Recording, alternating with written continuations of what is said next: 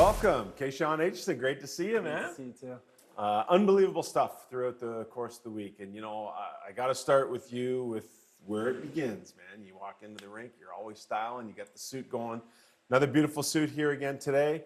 Talk to me about the style part of what the Cashman's bringing to the table. Yeah, I think, look good, play good, feel good. So, I always want to be kind of the best dressed guy, have a good suit game, and it's kind of my motto. See, you know what I love here? We had the headphones to match the suit. Yeah. That's pretty styling. Yeah. The style thing, talk to me a little bit about that. When did that become part of the off-ice game? I think kind of just, kind of hitting that 14, 15 age where, you kind of want to look good too. You want to have that swagger, that jam kind of off the ice. Yeah. And, I think that's kind of the player I am on the ice too, so I got to obviously carry it over a little bit. So there's no way the boys are ripping you when you walk into the rink. You got your game on, you're ready to go. Yeah, they're always looking for me to see which one I'm wearing today. Nice. Yeah. All right, man, I want to talk to you a little bit about just your journey. But first of all, I want to reflect on the season. 26 goals. That's unbelievable stuff. What brought that part of your game out?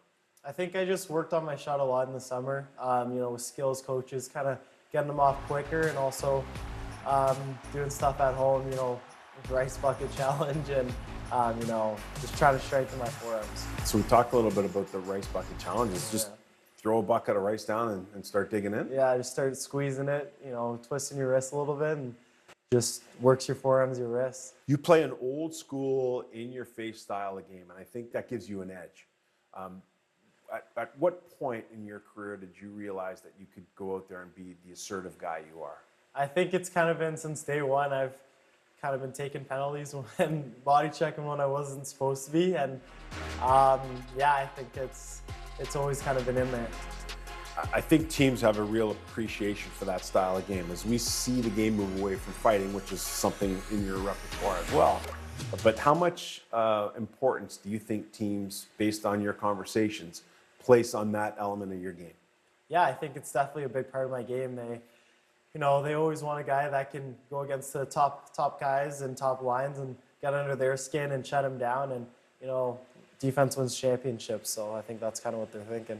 When you project yourself in an NHL lineup, where do you see yourself along that first pairing, second pairing, third pairing, matchup guy, power play guy? Where do you see yourself? Yeah, I think kind of just a top four guy that plays all situations. Obviously, I'm not, the offensive defenseman that's running power play one, but, still contributing power play two maybe, and then, shutting down those top guys and getting under their skin and, playing that rough physical game that teams want.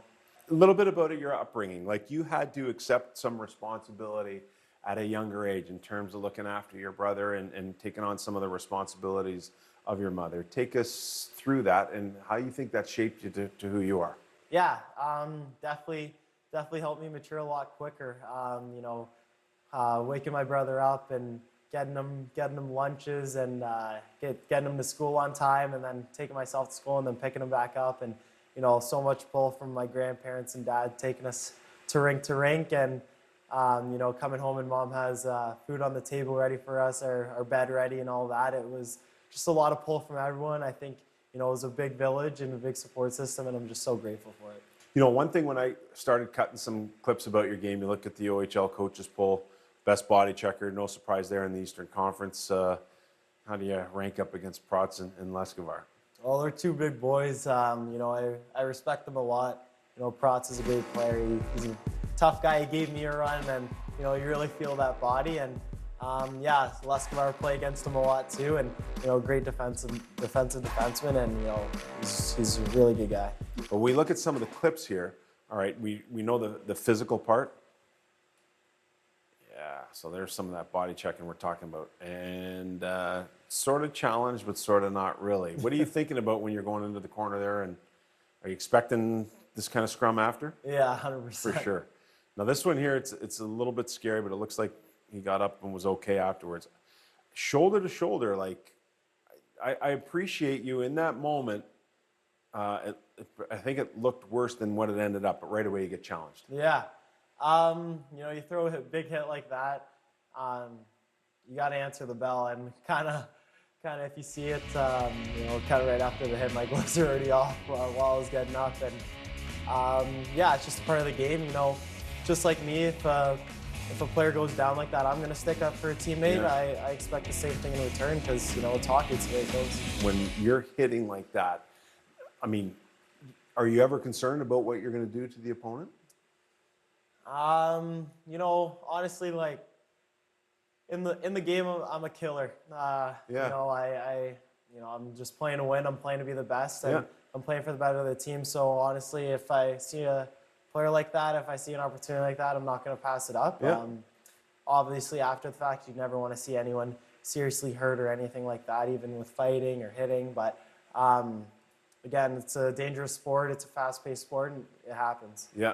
No, fair enough. Fair enough. I'm always interested in that because you don't want to take that edge away. It's kind of what makes you you. Yeah. Right? Good stick play here, and again, just winning a puck battle. But take us through some of these clips and what you're thinking about and what's happening here.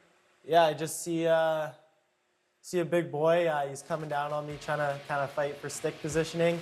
Just trying to watch his body, his stick, and win that 50-50 because I know it's kind of a dangerous area. So if he wins it, then might end up in the back of our net, and if I win it, we can get out of our blue line. How about this, man? Like, we know Zane and what he's been able to do. 9th overall, the Calgary Sam Dickinson, 11th overall, the San Jose Sharks, and there you are, right in the middle of the bunch. Yeah, obviously all four of those guys are great defensemen in the league, and it feels good to be put with them, for sure. Let's see what you got cooking here. What are you thinking in this play? Obviously, I'm not trying to bite in too much because it was a 50-50 puck, and then looked up and saw the forward was cheating, so just try to get it by him to Wakes and then bust up ice to beat him, and obviously tucked it around Kobe there. All right, we got some more of your handiwork here. What was happening here? 2-on-1 the other way, try to kind of make a big play there, stopping the pass. Joined the rush right away.